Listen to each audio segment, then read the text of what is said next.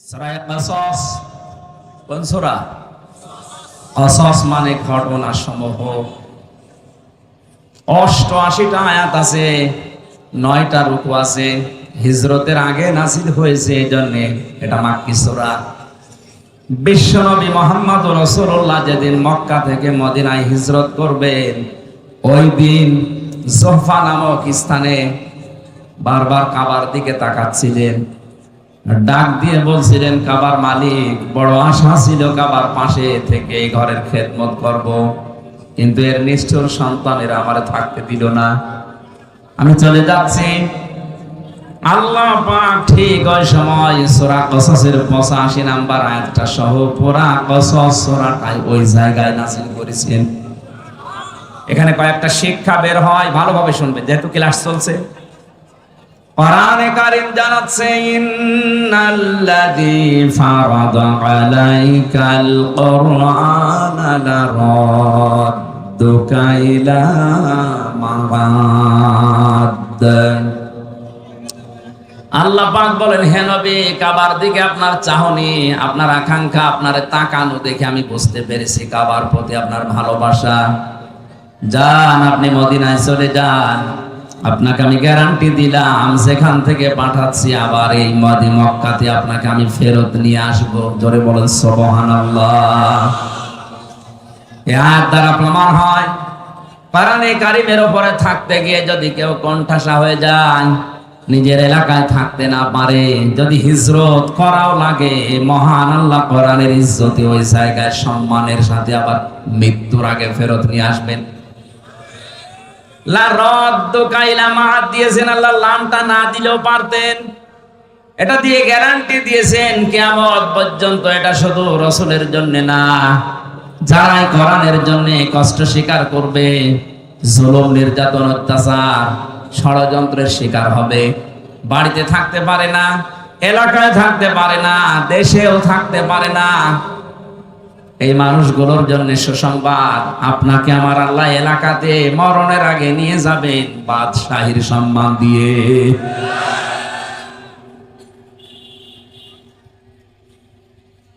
এই আয়াতগুলো নাযিল হওয়ার কারণে আমি 8টা পেয়েছি। তাফসীরে ফি জিলালিল কোরআনে 8টা ভাগে সূরা কসসকে ভাগ করেছে মুফাসসির। আমরা যেখান থেকে পড়েছি এখানে মাত্র একটা ইঙ্গিত দেওয়া আছে শুধু। খুব খেয়াল করে শোনেন, নবী যখন প্রচার করছিলেন কোরআনে কারীম, ওই সময় তাকে মেরে ফেলার জন্য একটা সিদ্ধান্ত নেওয়া হয়েছিল। দারুন নদওয়ার এই বৈঠকে, তার মানে আবু জেহেলের ওই সময় সংসদ ছিল দারুন নদওয়া। এই সংসদ ভবনে আবু জেহেল 24 জন তার পার্লামেন্টের যে সদস্য আছে তাদেরকে নিয়ে বসে তড়ি ঘড়ি করে সিদ্ধান্ত নিচ্ছিল মুহাম্মদ রাসূলুল্লাহর ব্যাপারে। সিরিয়া থেকে এক মুরব্বির সুরত নিয়ে শয়তান নিজে ওই বৈঠকে হাজির। এক একজন এক একটা পরামর্শ যখন দিচ্ছিল, খুব ভালো করে মেলাবেন কিন্তু, বিভিন্ন পরামর্শ যখন দেয়, কেউ বলে আবার ওনাকে জেলখানায় পাঠিয়ে দেন, 3 বছর তো বন্দী অবস্থায় ছিল। যেই বলে জেলখানায় আবার পাঠিয়ে দেন, ওই যে মুরব্বি, দাড়ি বড় বড়, জুব্বা গায়ে দিয়ে, পাগড়ি মাথায় দিয়ে, হাতে তসবিহ নিয়ে এক কোনায় বসে আছে, এ মুরব্বি বারবার ভেটো দেয়, কি করবেন ওরে জেলখানায় দিয়ে? 3 বছর রাখার পরে দেখলেন না ওর জনপ্রিয়তা আরো বেড়ে গেছে। ওরা বলছে ঠিক আছে, তাহলে এটাই হবে না, আর কি করা যায়? আরেকজন পরামর্শ দিচ্ছে, এক কাজ করেন, দেশ থেকে তাড়িয়ে দেন। সবাই প্রায় ওইদিকে রাজি রাজি। হঠাৎ ওই মুরব্বি ভেটো দিয়েছে, না, তাড়িয়ে দিয়ে করবেন কি? ও বাইরের দেশে যে দল পাকাবে। সবাই এবার ঘুরে তাকাচ্ছে, কি গো, কোন মুরব্বি তুমি? তোমারে তো দেখি নাই। বলে, তোমরা মুরব্বির কথা শোনো, যে দেখবা। পরিচয় দেয়নি, কারণ এই শয়তান পৃথিবীতে 2 বার মানুষের সুরত নিয়ে আবু জেহেলকে ধোঁকা দিয়েছিল। একবার বদরের ময়দানে সুরাকার সুরত দিয়ে ধোঁকা দিয়েছিল, যে চিন্তা নেই আমি এসে গেছি। আর একবার এই যে দারুন নদওয়ার বৈঠকে এসে ধোঁকা দিচ্ছে। ডাক দিয়ে বলে, মুরব্বির কথা যদি তোমরা মেনে নিতে পারো আমি একটা পরামর্শ দিতে পারি। সবাই ঘুরে তাকিয়েছে, হ্যাঁ বলেন। আমার মনে হয় পৃথিবীতে এখনো এরকম মুরব্বির সুরত নিয়ে অনেকেই ধোঁকা দিচ্ছে।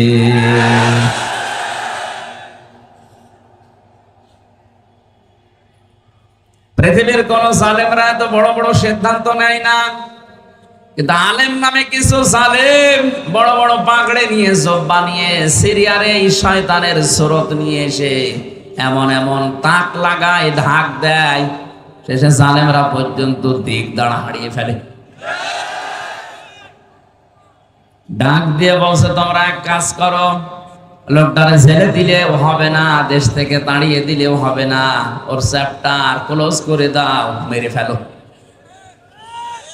এখানে আমার ইবনে হিশাম বর্ণনা করছে, সিরাত ইবনে হিশাম যিনি লিখেছেন তিনি বলেন, এই যে 24 জন যারা বড় বড় নেতা, পার্লামেন্ট সদস্য, এই মুরব্বির কথা শোনার পরে কেউ প্রতিবাদ করে নাই, সবাই নিশ্চুপ।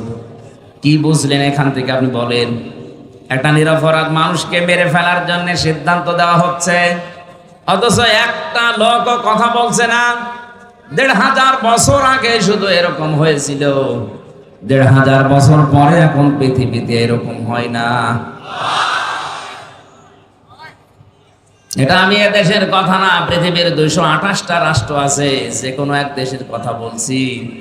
এমনও দেশ আছে বিনা কারণে একজন মানুষকে মেরে ফেলার সিদ্ধান্ত নেওয়া হচ্ছে, অথচ তামাম দেশের মানুষ সব নিশ্চুপ, কিছু বলে না। আপনি আবার ঠিক বলে এই দেশের নাম মনে করি। আমি বলছি কোন দেশের নাম আমি নিজেও জানি না। বলেন তাকে 24 জন মানুষ নিরপরাধ মানুষকে মেরে ফেলার জন্য একজন সিদ্ধান্ত দিল, আর সব নিশ্চুপ। এরা কি মানুষ না জানোয়ার? সবই তো মানুষের সুরত নিয়ে আছে, একটাও কথা বলে না। আমারও মনে হয় মাঝে মাঝে পৃথিবীটা কেমন যেন হয়ে গেল, বিনা কারণে একজনকে বিপদে ফেলে দেয়, বিনা কারণে একজনের জীবন নাশ হয়ে যায়, গুম হয়ে যায়, আর সারা দেশের মানুষ হাঁ করে তাকিয়ে কিচ্ছু বলে না। বিশ্বনবীকে হত্যার জন্য আবু জেহেল সর্বশেষ ঘোষণা দিল 100 লাল উট দেওয়া হবে। ওই জায়গা থেকে দাঁড়িয়েছে একজন, তার নাম ওমর। এই লোকটা দাঁড়িয়ে বলে 100 লাল উট, হ্যাঁ আমি যাচ্ছি। খোলা তরবারি নিয়ে যাচ্ছিল। আমি ইতিহাস বলার জন্য এখানে বসি নাই, ঐতিহাসিক প্রেক্ষাপটটা বললাম। শেষ পর্যন্ত নিজে মুসলমান হয়ে গেছে। বাকি যে 24 জন ওখানে বসেছিল, ওই যে মুরব্বী এবার সিদ্ধান্ত নিয়েছে, যাকে পাঠালে সে তো ফেল করেছে, কাজ করো, ওভাবে হবে না। এই 24 জনের ভেতর থেকে এক একজন গোত্র থেকে, এক একজনের বংশ থেকে এক একজন যুবককে রেডি করো, সবাইকে পাঠিয়ে দাও মোহাম্মদের ঘরে আজ রাতের বেলা। 24 জন মিলে মারবে, তাহলে কেউ কারো উপরে দোষ চাপাতে পারবে না। হয়তো পৃথিবীতে ইমানদারদের বিপদে ফেলার জন্য এই শয়তানের সুরত নিয়ে অনেকে বিভিন্ন জায়গায় বসে বসে ধোঁকা দিয়ে, বোকা বানিয়ে অনেক আলেমকে জেলখানায় পর্যন্ত পাঠাচ্ছে। যারা দায়িত্বে আছে ওদের অত দায় পড়ে নাই যে আমির হামজাকে 3 বছর জেলে রাখা লাগবে না। এর মতো কিছু মৌলবী বিশাল সোব্বা গায়ে দিয়ে যে কানের কাছে মুখ নিয়ে বলে, আর কত আটকে রাখতে পারেন না। বেশি বলে ফেললাম। শেষ পর্যন্ত ওরা 24 জন মিলে রাসূলুল্লাহর ঘরের চারিদিকে দাঁড়িয়ে আছে। প্রতিটি কথা থেকে আপনি দেখবেন একটা একটা করে শিক্ষা আমি নিয়ে আসবো ইনশাআল্লাহ। চারিদিকে ওরা দাঁড়িয়ে আছে, মুহাম্মদুর রাসূলুল্লাহ। জিবরাইল এসে বলে, হে রাসূল, আপনার চারিদিকে ওরা দাঁড়িয়ে আছে খোলা তরবারি নিয়ে, আপনি ওঠেন, সূরা ইয়াসিনের কয়েকটা আয়াত তেলাওয়াত করে এক মুষ্টি বালু হাতে নেন, সামনের দিকে শুধু ফিকে মারেন, বাকি যা করার আল্লাহর কুদরত করবে। নবীজি সূরা ইয়াসিনের আয়াত তেলাওয়াত করলেন, ইন্না জাআলনা ফি আ'নাকিহিম আগলালান ফাহিয়া ইলাল আযকানি ফাহুম মুকমাহুন ওয়াজআলনা মিন বাইনি আইদিহিম সাদ্দাও ওয়া মিন খালফিহিম সাদ্দান ফাআগশাইনাহুম ফাহুম লা ইউবসিরুন। বলেন আল্লাহু আকবার। শুধু সামনের দিকে ফিকে মেরেছিলেন, চারিদিকে কাফেরদের চোখে পৌঁছিয়ে দিয়েছে আমার আল্লাহর কুদরত। ওই আল্লাহর কুদরত এখনো দুনিয়ায় আছে না নেই? নবীজি নিজের জামাই হযরতে আলীকে ডাক দিলেন, বললেন এই যে টোপলা বাঁধা আছে ছোট ছোট করে, যারা আমাকে হত্যার জন্য এসেছে ওদের এই টোপলাগুলো আমানত। আমি যদি এখন এগুলো নিয়ে পালিয়ে যাই তাহলে আমার আলামিন নামের কলঙ্ক হবে। ওর নামের আরো জোরে। ওরা আমাকে আলামিন নাম দিয়েছে আর সাদিক নাম দিয়েছে। এখন যদি এগুলো নিয়ে আমি পালিয়ে চলে যাই রাতের আধারে, আমার আলামিন নামের কলঙ্ক হয়ে যাবে। সুতরাং তুমি আমার বিছানার উপরে আমার চাদর গায়ে দিয়ে মোড়া দিয়ে শুয়ে পড়ো, বাকি যা করার আমি তোমারে বলি। চাদরটা সামনের দিকে একটু মোড় দিয়ে রাখবা, পা দিয়ে পেছনে আটকিয়ে রাখবা। 3 দিন পরে মদিনায় আমার সাথে দেখা করবা। আর এখানে যে কয়টা টোপলা আছে প্রত্যেকের নাম লেখা আছে, ঠিকানা দেওয়া আছে। সকালবেলা তার বাড়িতে যে পৌঁছিয়ে দিয়ে আসবা। কয়েকটা কথা বলেছিলেন নবীজি তাকে। 1 নম্বরে চাদরটা মোড়া দাও, 2 নম্বরে 3 দিন পরে আমার সাথে মদিনায় দেখা করো, 3 নম্বরে আমানতগুলো নাম অনুযায়ী বাড়িতে পৌঁছিয়ে দাও। হযরতে আলী বলেন ওই সময় আমার 100% নবীর কথা বিশ্বাস হয়েছে, অন্তত 3 দিনের ভেতরে আমার মরণ হবে না। 3 দিনের ভেতরে যদি আমি মরে যাই তাহলে নবীর কথা মিথ্যা হয়ে যাবে, আর আল্লাহ পাক নবীকে মিথ্যাবাদী বানাবেন। সুতরাং 3 দিন আমার আর চিন্তা নেই। নবীজি চলে গেলেন ওখান থেকে। কাফেরেরা ওই সময় এসেছে, ঘরের ভেতরে প্রবেশ করে বিছানার উপরে তাকে দেখে বলে তো পাওয়া গেছে। একজন বলে দাও কোপ, আর একজন বলে দাঁড়াও দেখি। পাওয়া যখন গেছে তখন শান্তি নিয়ে মারা যাবে, আগে মুখটা দেখি। চাদর নিয়ে টানাটানি করে। হযরতে আলী বলে নবীজি আমাকে বলেছিল হাত দিয়ে শুধু শক্ত করে ধরে রাখবা। আমি ধরে রেখেছিলাম, ওরা 24 জন মিলে টানাটানি করে, চাদর ধস্তাধস্তি করে, খুলতে পারে না। আমার মনে হচ্ছিল তামাম দুনিয়ার সব যুবকেরা যদি আজকে আমার চাদর ধরে টানাটানি করে, খোলা সম্ভব না। কি শক্তি আমার আল্লাহ আমার এই হাতের ভেতরে যেন দিয়ে দিয়েছে। আমি মনে মনে ভাবছিলাম আমি ধস্তাধস্তি করতে থাকবো যতক্ষণ ওরা আমাকে মেরে ফেলার সিদ্ধান্ত না নেয়। কারণ আমি যতক্ষণ সময় ক্ষেপণ করব, ওদিকে আমার আল্লাহর নবী 2 পা হলেও মদিনার দিকে এগিয়ে যাবে। ও বাংলার মুসলমানেরা, নবীজি আজকে নেই, বিশ্ব নবীর ওয়ারিস আছে, তাদেরকে সামনের দিকে এগিয়ে দেওয়ার জন্য যদি এরকম কারো সাথে ধস্তাধস্তি করা লাগে, সময় ক্ষেপণ করবে, আশা থাকবে নবীর ওয়ারিসরা 2 পা হলেও দেশে এগিয়ে যাবে। কথা কি বললাম আপনি না বুঝলেও এ বুঝেছে? কথা বলছেন? আপনার হয়তো ওই রকম ক্ষমতা নেই। বাতিল যখনই আসবে, রাম আর বামরা যখনই বিভিন্ন স্রোত নিয়ে আসবে আলেমদের বিপক্ষে অবস্থান নেওয়ার জন্য, আপনি ধস্তাধস্তি করে হলো, নড়াচড়া করে হলো সময় ক্ষেপণ করবেন, বাধা দেবেন যেন আলেমরা একটু এগিয়ে যেতে পারে।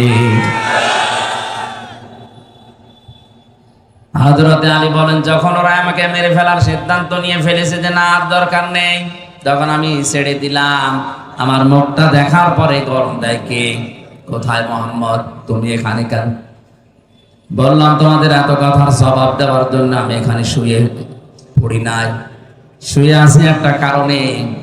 ওই যে টোপলাগুলো দেখতে পাও, তোমাদের আমানত রাখা আছে, যার জানটা আমি তার কাছে পৌঁছিয়ে দেব। ও বাংলার মুসলমানেরা, কি বুঝলেন এখান থেকে? শুধু শোনা না, যেই নবীর জীবন মরণ নিয়ে টানাটানি, নিজের জামাইকে যিনি মৃত্যুর বিছানায় রেখে যাচ্ছে, তারপরেও যেন আমানতের দায়িত্ব নষ্ট না হয়। আজ বাংলার 1628 জন মানুষ দায়িত্বে আছেন। কোরআনের মাহফিলে কসম করে বলতে পারি, এই 1628 জন মানুষ যদি হযরতে আলীর এই অনুভূতি নিয়ে আপনি দায়িত্ব পালন করেন, আল্লাহর কসম এ দেশটা একটা মিনি জান্নাত হয়ে যাবে। কেউ এই দেশের সম্পদ নিয়ে আর বেগম পাড়া বানাবে না, কারণ এটা আপনার সম্পদ না। এদেশের কোন মানুষের ক্ষমতা নেই নিজের পয়সা উপায় করে বেগম পাড়া বানানো। এটা সব জনগণের সম্পদ। এটা তো আমানত হিসাবে আপনি পেয়েছেন। এই আমানতের দায়িত্বটা যদি আপনি পালন করতে পারতেন, সত্যি কথা বলছি, কারো জন্য ব্যাংকের টাকা কেউ ফ্রিজে রেখে দেয়, কেউ বালিশের ভেতরে রেখে দেয়।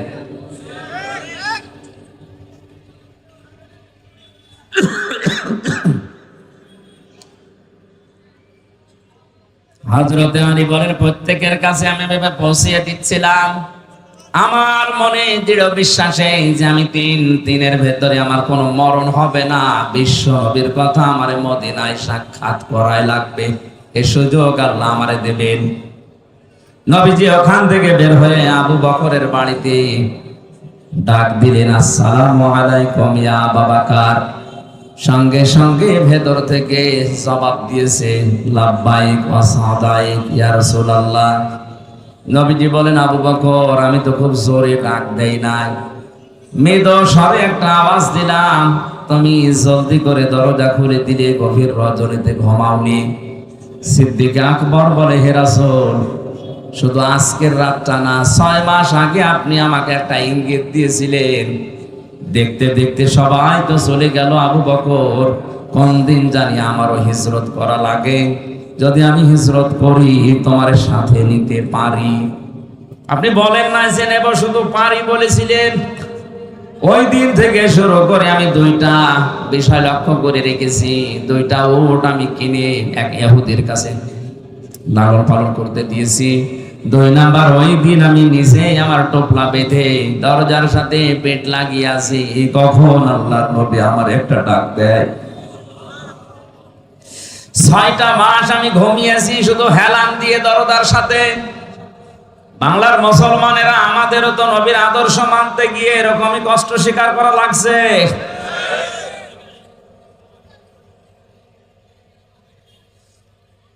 বিশ্বনবী হযরতে আবু বকরকে সাথে নিলেন। বাড়ি থেকে যেদিকে যাওয়ার কথা ওই দিকে না দিয়ে উল্টা দিকে আরম্ভ করলেন। নিজের সন্তান আব্দুর রহমানকে দিয়ে ওই ইহুদিকে খবর দিয়ে বললেন, 2টা উট নিয়ে আসো। 2টা উট নিয়ে তারা গেলেন। গাড়ে সূর, যেখানে 3.5 কিলোমিটার প্রায় আমি নিজে উঠেছিলাম, মুহাম্মদুর রাসূলুল্লাহ ওখানে যে 3 দিন অবস্থান নিয়েছিলেন।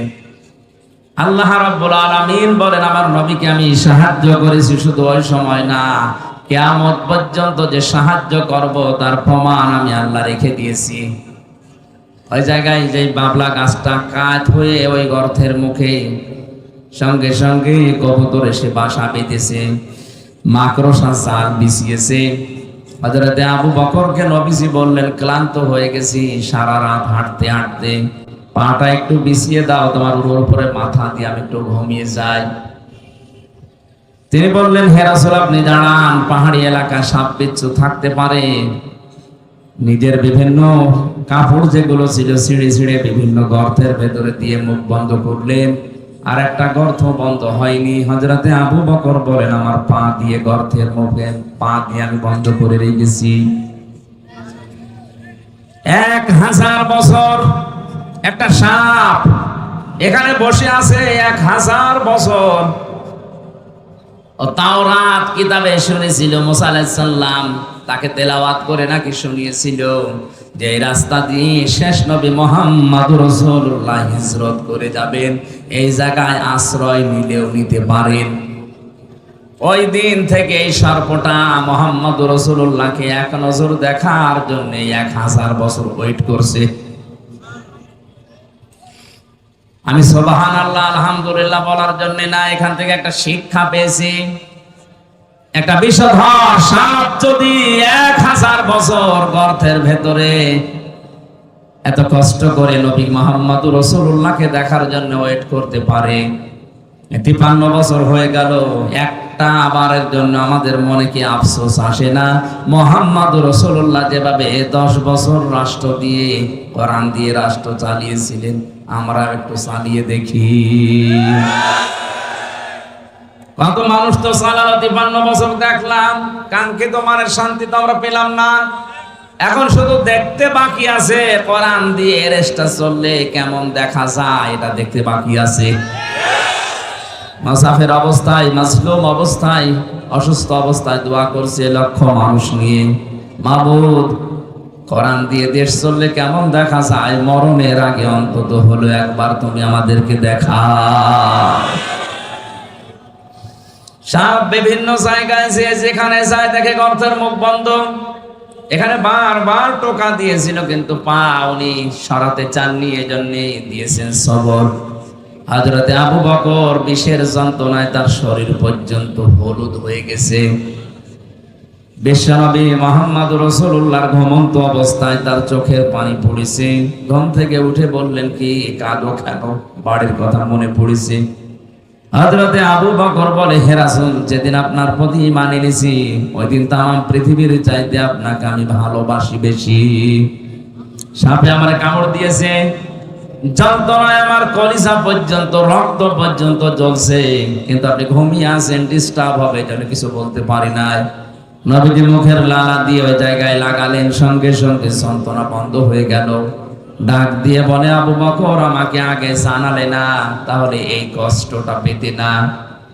সিদ্দিক আকবর বলে, হে রাসূল, এটা তো রক্ত জ্বলছিল, আমি যদি মারাও যেতাম, মুহাম্মদ রাসূলুল্লাহ আলাম করছিলেন তার আরামে আমি বিঘ্ন ঘটাতে পারতাম না। আল্লাহ বলেন, এভাবে যদি আমার রাসূলকে ভালোবাসতে পারো কি করব জানো? ইন কুনতুম তুহিব্বুনাল্লাহ ফাত্তাবিউনি ইউহিব্বুকুমুল্লাহ ওয়া ইয়াগফির লাকুম যুনুবাকুম আল্লাহু গফুরুর রহিম। এইভাবে করে যদি তোমরা আমার রাসূলকে ভালোবাসা দিতে পারো, আমি আল্লাহ বলছি জীবনের যত অপরাধ আছে সবগুলো আমি আল্লাহ মাফ করে দেব। সিদ্দিক আকবর কি ভেবেছিলেন যে আমার রক্ত জ্বলছে, কলিজা জ্বলছে, জীবনও যদি চলে যায় রাসূলের আরামে আমি বিঘ্ন ঘটাবো না। আজ বিশ্বনবী মুহাম্মদ রাসূলুল্লাহ মদিনায় ঘুমিয়ে আছে, তার আদর্শকে যদি এই দেশে কেউ ভুলণ্ঠিত করে, তার আদর্শকে গালি দেয়, অপছন্দ করে, আমাদের জীবন চলে গেলে হলেও এর বিরুদ্ধে কথা বলা দরকার। গত কয়েকদিন আগে গালি দিয়েছে লালমনিরহাটে, কি এই যে কি কোন জেলা যেন, দিনাজপুরের কাহারোল এক অমুসলিম, আমি নাম নিলাম না, উনি মুহাম্মদ রাসূলুল্লাহকে শেষ পর্যন্ত গালি দিয়ে ফেলেছে। আহ্বান জানাবো, নবীজি কিন্তু আমাদের কাছে কলিজার চাইতেও দামি।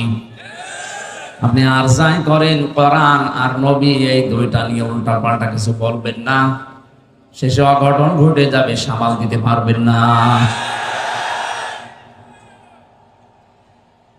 আমাদের পুঁজি তো এতটুকু, আমল দিয়ে জান্নাতে যাওয়ার মতো যোগ্যতা আমাদের নেই। আমরা একটু ভালোবাসাও দেখাতে পারি, কিয়ামতে যেন আল্লাহ এইটার ওসিলা আবু বকরের সাথে একটু আমাদেরকে তোলেন, বলেন আমিন। বের হলেন ওখান থেকে, কিছু দূর যান, পায়ের যে সাপগুলো পড়তে থাকে, হযরতে আবু বকর পায়ের সাপগুলো ছেঁচড় দিতে দিতে মুছতে মুছতে যান।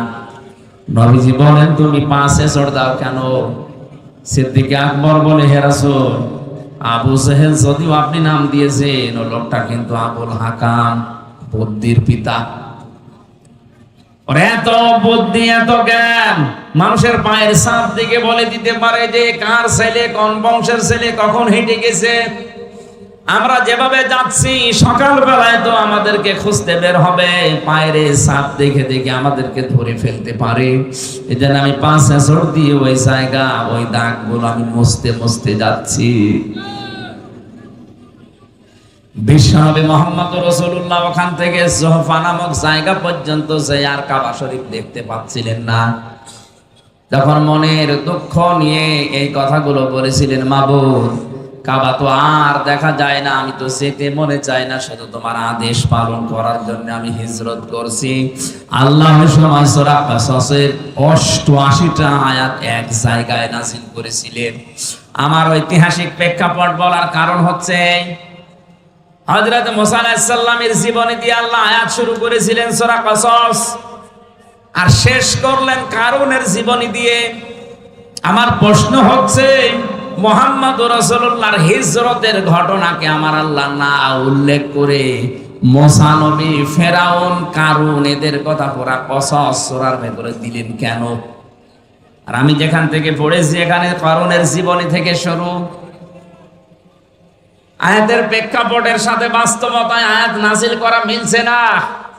যতগুলো তাফসীর আমি দেখেছি সব মুফাসসিরিন ইকরাম আয়াতের ব্যাপারে এইটা সিদ্ধান্ত দিয়েছে না, এদিকে তাকান, সবাই সিদ্ধান্ত দিয়েছে মুহাম্মদুর রাসূলুল্লাহকে হিজরত করার ব্যাপারে সবচাইতে বেশি ভূমিকা পালন করেছিল টাকাওয়ালারা। কারা? 2 নম্বরে বেশি ভূমিকা পালন করেছে ক্ষমতাওয়ালারা। আজ নবীর ওয়ারিস যারা, নবীর খাঁটি উম্মত যারা, এদেরকে বিপদে ফেলার জন্য আপনি তাকান তামাম পৃথিবীতে টাকাওয়ালারা আর ক্ষমতাওয়ালারা চেষ্টা চালাচ্ছে।